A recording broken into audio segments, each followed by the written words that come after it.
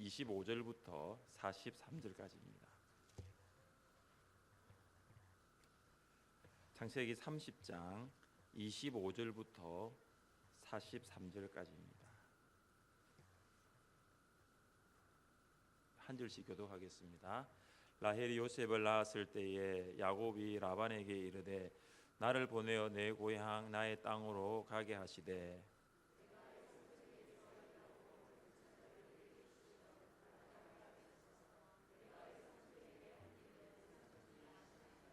라반이 그에게 이르되 여호와께서 너로 말미암아 내게 복 주신 줄을 내가 깨달았노니 내가 나를 사랑스럽게 여기거든 그대로 있으라. 야곱이 그에게 이르되 내가 어떻게 외삼촌을 섬겼는지 어떻게 외삼촌의 가축을 쳤는지 외삼촌이 아시나이다.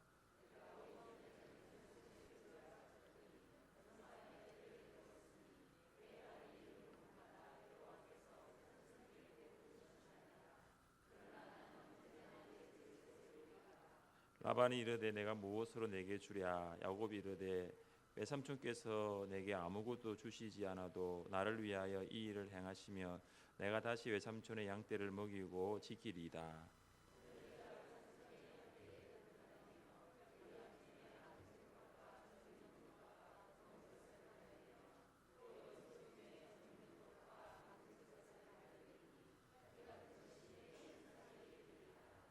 후일에 외삼촌께서 오셔서 내 품삯을 조사하실 때에 나의 의가 내 대답이 되리이다. 내게 혹시 염소 중 아롱지지 아니한 것이나 점이 없는 것이나 양 중에 검지 아니한 것이 있거든 다 도둑질한 것으로 인정하소서. 그날에 그가 순염소 중 얼룩무늬 있는 것과 점 있는 것을 가리고 암염소 중 흰 바탕에 아롱진 것과 점 있는 것을 가리고 양 중에 검은 것들을 가려 자기 아들들의 손에 맡기고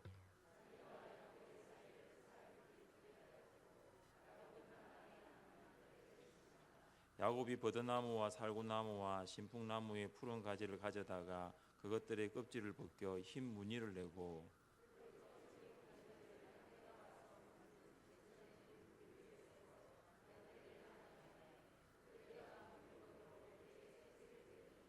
가지 앞에서 새끼를 뱀으로 얼룩얼룩한 것과 점이 있고 아롱진 것을 낳은지라.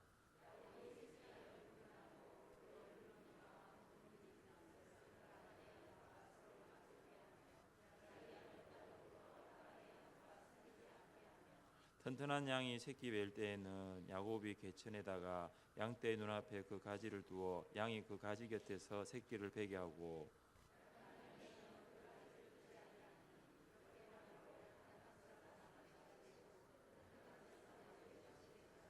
같이 읽겠습니다. 이에 그 사람이 매우 번창하여 양떼와 노비와 낙타와 나귀가 많았더라. 아멘.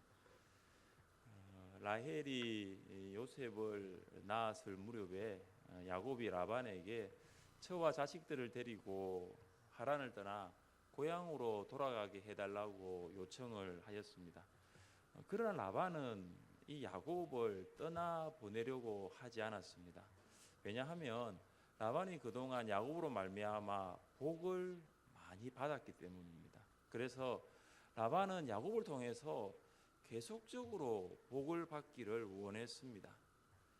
떠나려는 자와 붙들려는 자 사이에 임금 협상이 벌어졌습니다. 라반은 귀향을 제안한 야곱에게 고용 계약을 체결하자며 품삯을 정하라고 역제안을 하게 됩니다. 이에 야곱은 라반에게 무엇을 말했습니까? 우리 함께 30절 말씀을 읽어보겠습니다. 30절입니다. 내가 오기 전에는 외삼촌의 소유가 적더니 번성하여 때를 이루었으니 내 발이 이르는 곳마다 여호와께서 외삼촌에게 복을 주셨나이다. 그러나 나는 언제나 내 집을 세우리이까. 아멘. 야곱은 외삼촌을 위해 얼마나 충성스럽게 봉사했는가를 상기시켰습니다. 전에는 외삼촌의 소유가 참 적었는데 야곱이 외삼촌을 위해서 일한 후부터는 외삼촌의 재산이 번성하였고 또 짐승의 떼가 많이 늘어났다는 것을 이야기했습니다. 30절을 보면 야곱은 누가 외삼촌에게 복을 주셨는가를 기록하고 있습니까? 내 발이 이르는 곳마다 여호와께서 외삼촌에게 복을 주셨나이다. 여호와께서 외삼촌에게 복을 주셨다라고 했습니다. 참으로 아름다운 고백이죠. 내가 외삼촌의 양이나 염소나 이런 짐승을 잘 돌보아서 이렇게 늘어났습니다 한 것이 아니라 여호와께서 외삼촌에게 복을 주셨나이다, 이렇게 고백을 했습니다. 여러분, 야곱의 고백을 들으면서 무슨 생각을 하십니까? 어떤 느낌이 드십니까? 하나님께서는 야곱이 가는 곳마다, 그의 발걸음이 머무는 곳마다 복을 주셨다는 것을 보게 됩니다. 여러분은 베델의 하나님께서 야곱에게 무슨 약속을 주셨는지를 혹시 기억하고 계십니까? 우리 함께 화면을 보면서 읽어보겠습니다.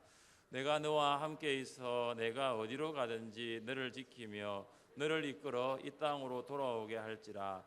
내가 내게 허락한 것을 다 이루기까지 너를 떠나지 아니하리라 하신지라. 아멘.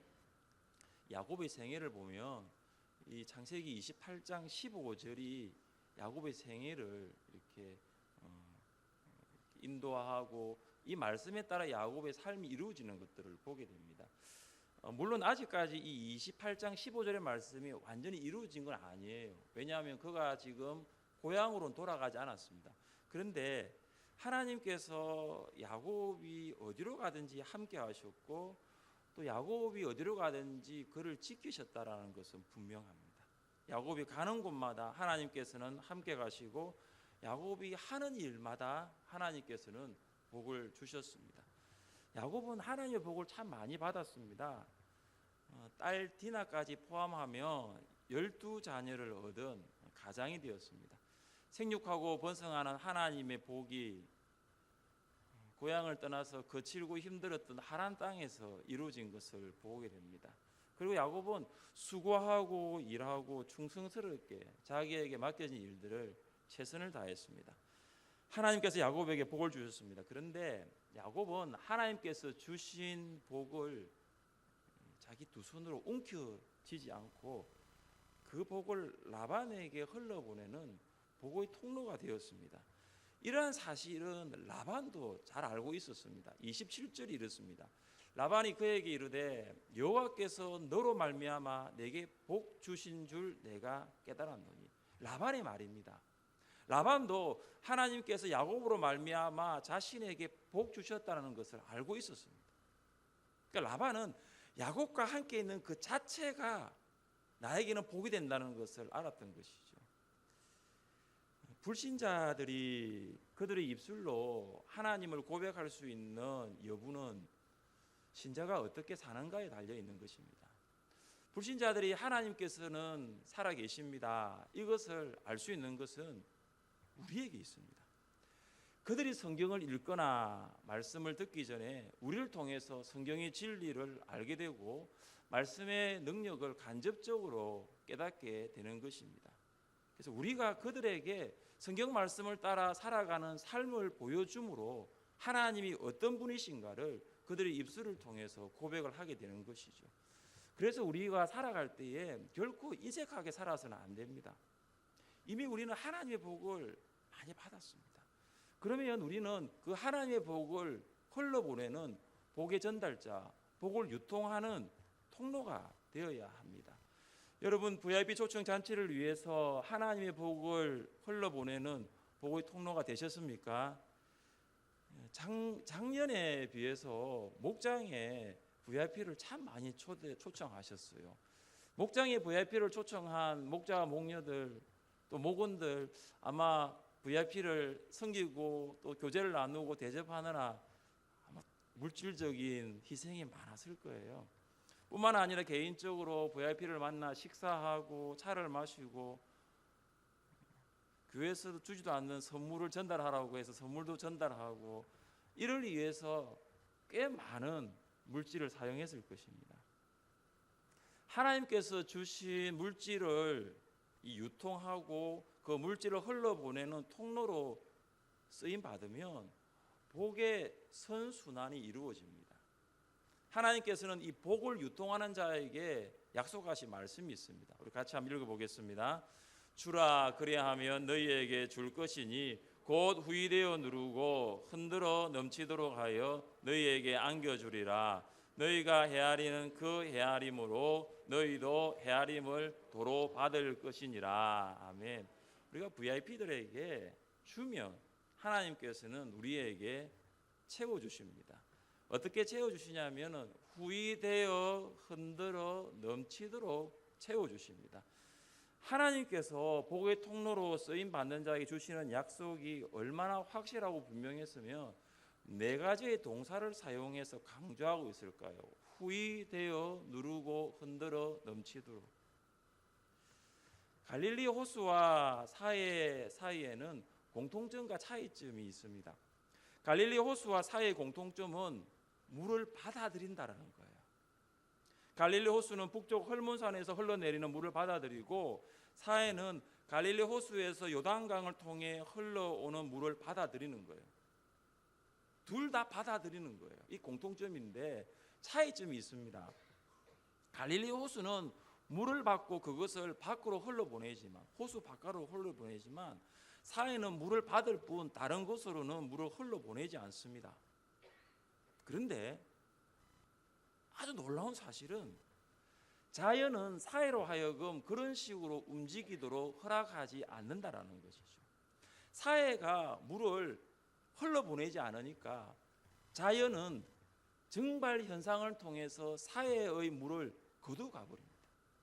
그래서 사해가 자연적으로 증발하는 물의 양이 하루에 700만 톤, 어마어마하죠. 700만 톤의 물이 증발해 버립니다. 그리고 이런 증발 과정 때문에 사해의 물의 27%가 소금이 되는 거예요. 그래서 이 사해는 움켜잡고 내놓지 않으려는 삶의 방식을 보여주는 실물과도 같습니다. 여러분 사해처럼 자신의 삶을 한번 간직하려고 애써 보십시오. 그러면 여러분은 그것을 잃게 될 것입니다. 그러나 갈릴리 호수와 같이 삶을 베풀도록 한번 해보십시오. 베풀며 살아보십시오. 그러면 여러분은 아주 놀라운 하나님의 방식으로 그 삶을 간직하게 될 것입니다. 지구촌에 살아가는 76억 명의 인구를 두 부류로 구분하면은 갈릴리 호수와 같은 사람이 있는가 하면 사해와 같은 사람이 있는 거예요. 받은 것을 흘러보내는 사람이 있는가 하면 받아들일 뿐 흘러보내지 않는 사람이 있는 것입니다. 최근에 영웅본색 영화의 주인공 주윤발이 전 재산인 8,102억 원을 사회에 환원하겠다는 의사를 밝혔습니다. 8,000억 원 하니까 놀라질 않으시네요. 8,102억 원이에요. 그가 그런 말을 했어요. 돈은 내 것이 아니다. 잠시 보관하고 있을 뿐이다. 돈은 행복의 원천이 아니다. 내 꿈은 행복하고 평범한 사람이 되는 것이다. 주윤발이 말한 돈은 8,102억 원은 잠시 내가 보관하고 있을 뿐이고 결국 그 돈은 사회로 환원하고 사회로 흘러보내야 된다라고 이야기를 했습니다. 그가 크리스찬인지 난 크리스찬인지 저는 모릅니다. 그러나 그의 이야기를 보면서도 사회로 흘러보내는 것이 맞다라는 거예요. 하나님께서는 우리에게 많은 복을 주셨어요. 여러분은 그것을 갈릴리 호수와 같이 흘러보내고 있습니까? 아니면 사해처럼 두 손으로 움켜쥐고만 있습니까? 야고보는 14년 동안 일을 했지만 일의 대가는 무일푼이었습니다. 한 푼도 없었습니다. 당시 목자들은 품삯으로 새로 태어난 새끼 중에 10%에서 20%를 가져갔다고 합니다. 새끼가 10마리가 태어나면 그 중에 한두 마리는 목자의 품삯이 되는 거예요. 그런데 야곱은 14년 동안을 일을 했는데 받은 품삯은 하나도 없었습니다. 라반은 악덕 고용주였고 야곱은 임금을 14년째 한 푼도 받지 못한 근로자였습니다. 야곱은 탐심과 강교성이 뛰어난 라반 밑에서 일하는 것이 정말로 고되고 힘들었습니다. 그러나 하나님의 때를 기다려야 합니다. 아직은 고향으로 돌아갈 때가 아닙니다. 라반을 오랜 시간 겪은 야곱은 라반이 수긍할 수밖에 없는 방법으로 자신의 품삯을 챙기기로 합니다. 야곱은 라반에게 다음과 같은 조건으로 밀린 임금을 달라고 요청을 합니다. 야곱은 라반의 양떼 중에 아롱진 것, 점 있는 것, 염소 중에서는 점 있는 것과 아롱진 것을 가려내어 앞으로 이같이 얼룩이 있거나 점이 있거나 아롱진 새끼가 태어나면은 나의 품삯으로 하겠다라고 했습니다. 당시 양은 대부분이 흰색이었고 염소의 색깔은 암갈색, 갈색 계통의 색깔을 띠었다라고 합니다. 양과 염소가 이 한 가지 색을 가진다는 것은 유전자가 우성이고 얼룩 무늬를 가진다는 것은 유전자가 열성이기 때문에 한 가지 색을 가진 새끼가 평균적으로 더 많이 태어나게 됩니다. 그러나 점이 있거나 얼룩이 있는 양과 염소는 거의 태어나지가 않는 거예요. 그러니까 이런 제안을 야곱이 하니까 라반은 그 제안을 보면서 자기에게 훨씬 더 유리한 거예요. 그래서 그 제안을 받아들이기로 결정을 하게 됩니다. 그러면서 라반이 얼마나 또 철저하게 뒷문을 막는가 하면 보십시오. 얼룩 무늬가 있는 양 염소를 또 가려내 가지고 그것을 야곱에게 맡기지 않고 그의 아들들에게 맡겨버립니다. 그리고 혹시나 모를까 싶어서 야곱과 그의 아들들 사이의 거리를 걸어서 3일길이나 되는 거리에 두게 하는 것이죠. 그러니까 야곱이 품삯으로 가져갈 얼룩이 있고 점이 있고 이런 양과 염소가 태어날 확률을 아주 적게 만들어버린 것입니다. 라반이 이런 사람이었어요. 그러나 야곱은 자신의 소유를 누리기 위해서 특별한 방법을 사용합니다. 버드나무, 살구나무, 신풍나무의 가지의 껍질을 군데군데 벗깁니다. 그러면 껍질을 벗기면 안에 흰 부분이 나타나잖아요. 그러면 그 가지를 양들이 먹는 물구유 앞에 세워놓습니다. 그 가지들을 보면서 물을 먹은 양들이 교미를 한 결과 얼룩하거나 점이 있는 새끼를 낳게 되었습니다. 근데 이게 진짜 그러는지 아니면은 이게 사실 과학적으로 증명이 되지 않는 거예요. 생물학적으로도 이게 설명이 되지 않는 것입니다. 이 야곱이 사용한 방법은 사실 아무 효과가 없다라고 증명이 되었어요. 그런데 한 가지 흥미로운 점은 뭐냐면 야곱이 이 나무의 껍질을 벗길 때에 그 안에서 이 나무의 속살이 드러났잖아요. 흰 색깔이 드러났잖아요. 여기 흰 무늬, 이 흰이라는 이 단어가 히브리어로 라반이라는 거예요. 그러니까 야곱이 이 흰 무늬를 사용해서 얼룩얼룩하거나 점이 있는 새끼를 배기하신 것은 결국은 하나님께서 라반이 가지고 있는 그 소유를 가지고 야곱을 부하게 하셨다라는 장치라고 볼 수 있는 것이죠. 그래서 얼룩무늬 양과 염소가 많이 태어난 것은 야곱이 그 가지를 벗겨가지고 세워놔서 태어난 것이 아니라 하나님의 능력이라는 것입니다. 하나님께서 야곱을 도와주셨고 하나님께서 이를 통해 야곱을 복주신 거예요. 우리 43절 말씀을 한번 같이 한번 읽어봅니다. 이에 그 사람이 매우 번창하여 양떼와 노비와 낙타와 나귀가 많았더라. 왜 그걸 알 수 있냐 하면은 지금 야곱이 노력한 것은 양하고 염소였거든요. 그런데 이 43절 말씀해 보시면 뭐가 추가가 되냐 하면은 낙타와 나귀, 노비까지 추가가 되는 거예요. 이거는 야곱이 한 게 아니에요. 이는 하나님이 주신 것입니다. 14년 동안 무일푼이었던 야곱이 6년 만에 그의 부가 기하급수적으로 증가한 거예요. 14년 동안 하나도 소유가 없었던 야곱이 하나님께서 번창하도록 섭리하신 것입니다. 여러분은 하나님께서 야곱이 번창하도록 섭리하시는 모습을 보면서 무엇을 느끼십니까? 우리 세상을 살아가면서 이 라반과 같은 사람들을 많이 만나게 됩니다. 직장에서 상사를 만나게 되고 이웃 사람을 만나게 되고 저는 이런 집주인도 만났거든요. 그러니까 탐심이 많고 강교하고 또 그 밑에 일을 하고 있고 그 집 밑에 살고 있는데 부당한 대우를 받는 처사가 너무나 많아요. 우리가 그런 사람 밑에 있을 수 있어요. 그러나 그 밑에 있는 동안 정직하게 일하고 성실하게 일하면은 언젠가는 하나님께서 우리의 손을 들어주신다는 것이죠. 하나님께서 우리의 손을 들어주실 때가 반드시 있습니다. 하나님께서 우리를 높여주실 때가 있습니다. 하나님께서 우리의 편에 서서 일하시는 때가 있습니다. 그 때를 기다리는 거예요. 그래서 우리도 오늘 부르신 곳에서 최선을 다하여 정직하게 일을 하는 것입니다. 팔레스타인에는 아스합이라는 풀이 있다고 합니다. 이 아스합이라는 이 풀의 씨앗은 이글이글 타는 태양 아래 뜨거운 그 모래에 파묻혀서 비가 오기만을 기다린대요. 그래서 어떤 풀은, 이 아스합 중에 어떤 풀은 10년 동안 이 모래 밑에서 기다리고 있답니다. 그러면 이제 비가 오는 거예요. 비가 오면 그 모래 밑에서 이제 이 싹을 틔우고 꽃이 피고 열매를 맺고 씨앗을 뿌리는 거예요. 10년을 기다리는 것입니다. 아스합은 열매를 맺고 씨를 뿌리는 이 꿈을 이루기 위하여 뜨거운 태양 아래에서 인고의 세월 10년을 기다린 거예요. 야곱은 20년을 기다렸어요. 인고의 세월이 20년을 기다렸어요. 그는 라반으로부터 부당한 대우를 받았지만 결국은 하나님께서 야곱에게 복을 주신다는 것을 볼 수가 있습니다. 하나님의 때가 있다는 거 기억하십시오. 우리 함께 말씀을 읽어보겠습니다. 그러나 여호와께서 기다리시나니 이는 너희에게 은혜를 베풀려 하심이요 일어나시리니 이는 너희를 긍휼히 여기려 하심이라.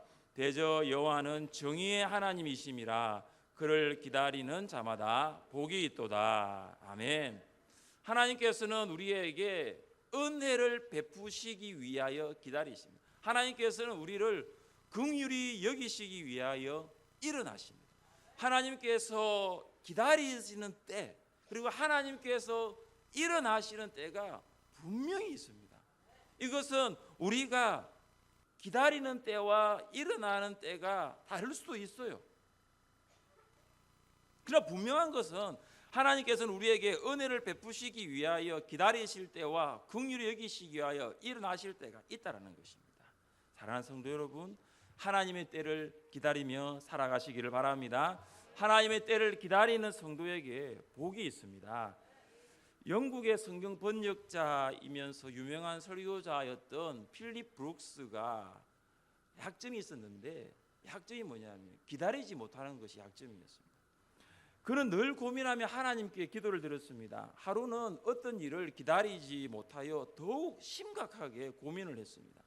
그래서 곁에 있던 분이 이 브룩스에게 이렇게 물었습니다. 브룩스 박사님, 오늘따라 무엇을 그리 고민하십니까? 그때 브룩스 박사가 이야기했습니다. 오늘 내게 있는 문제도 고민이지만 더 큰 고민은 나는 정말로 급한데 하나님은 도무지 급하시지 않는 것 같아서 더 고민이라는 거예요. 세상을 살다 보면 이런 상황이 많습니다. 우리는 정말 급해요. 지금 하루가 급하고 한 시간이 급한데 하나님은 하나도 안 급한 것 같아요. 하나님 지금 좀 해주시면 좋은데, 근데 우리가 생각하는 때는 바로 지금인데 하나님의 때는 언제인지도 모를 때가 너무나 많습니다. 그러나 분명한 것은 야곱의 삶을 통해서 보면은 하나님의 때가 있다라는 거예요. 하나님의 때를 기다리는 성도가 복된 성도입니다. 잠잠히 하나님의 때를 기다리며 주어진 삶 가운데 최선을 다하는 여러분 되시기를 주님의 이름으로 축복합니다. 함께 찬양하겠습니다. 날이 저물어 갈 때, 빈들에서 걸을 때, 그때가 하나님의 때. 함께 찬양하겠습니다.